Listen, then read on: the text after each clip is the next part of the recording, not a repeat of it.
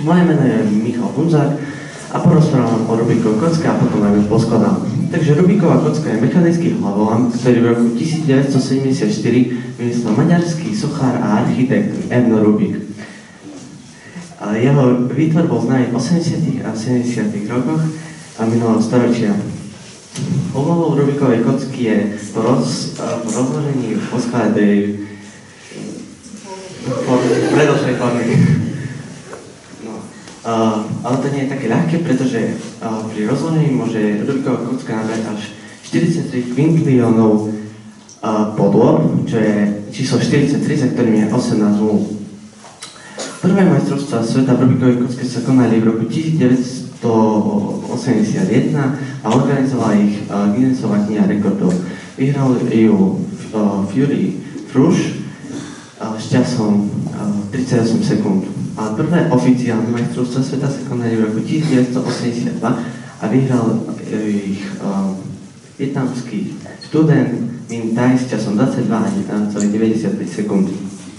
Terajší rekord je 5,25 sekúnd, čo je veľmi rýchle.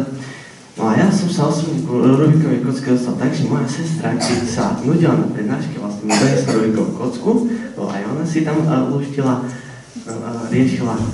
No a ja som sa do nej dostal, tak to začalo. Nešlo mi to tak ľahko, ako som čakal, ale bol som šťastný, keď som dal vôbec v jednu stranu.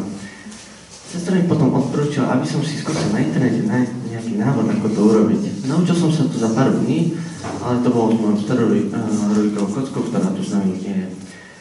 Popýtal som si na Vianoce novú Rubikovú kocku, lebo tá stará bola úplne v rozklade a dostal som postromček, a začal sa to lepšiť, mal som lepšie časy, naučil som sa nový spôsob, ktorý používam aj doteraz, ale stále sa čo učiť.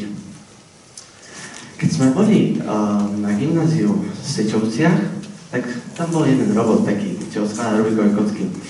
Tak som si to s ním trošku rozdal.